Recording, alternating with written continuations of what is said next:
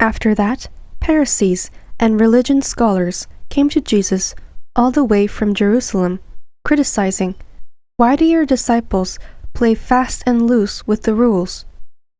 But Jesus put it right back on them. Why do you use your rules to play fast and loose with God's commands? God clearly says, respect your father and mother, and anyone denouncing father or mother should be killed. But you weasel around that by saying whoever wants to can say to father and mother, "What I owed to you, I've given to God." That can hardly be called respecting a parent. You cancel God's command by your rules. Frauds. Isaiah's prophecy of you hit the bull's eye. These people make a big show of saying the right thing, but their heart isn't in it. They act like they're worshiping me, but they don't mean it. They just use me as a cover for teaching whatever suits their fancy. He then called the crowd together and said, "Listen, and take this to heart. It's not what you swallow that pollutes your life, but what you vomit up." Later, his disciples came and told him, "Did you know how upset the Pharisees were when they heard what you said?" Jesus shrugged it off. "Every tree that wasn't planted by my Father in heaven will be pulled up by its roots. Forget them.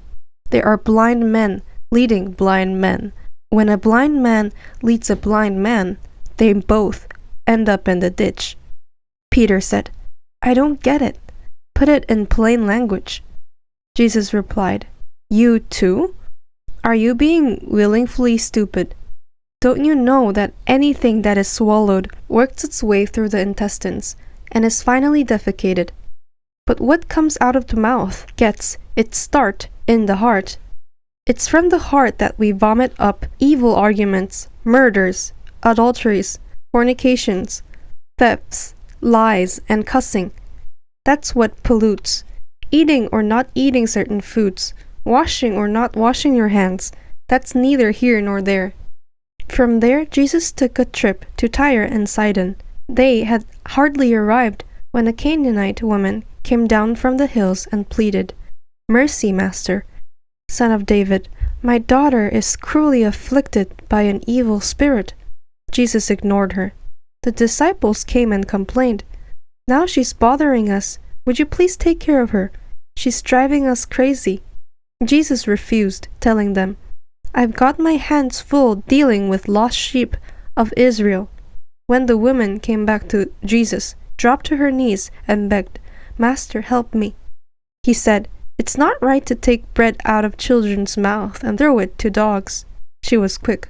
"You're right, Master, but beggar dogs do get scraps from the Master's table." Jesus gave in. "Oh, woman, your faith is something else. What you want is what you get." Right then, her daughter became well.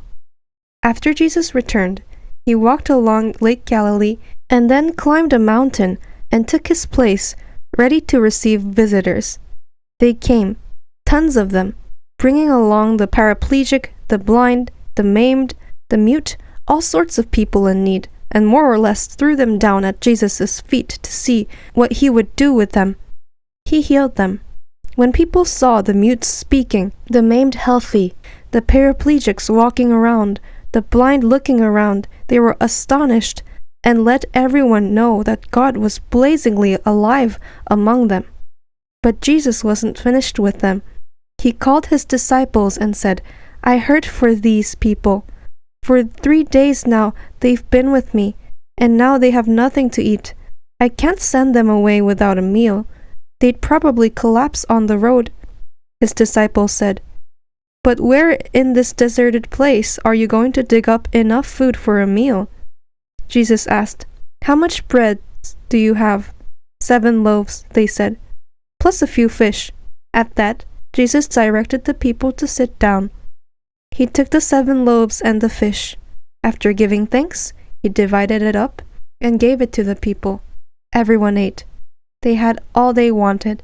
It took 7 large baskets to collect the leftovers. Over 4,000 people ate their fill at that meal. After Jesus sent them away, He climbed in the boat and crossed over to the Magadan hills.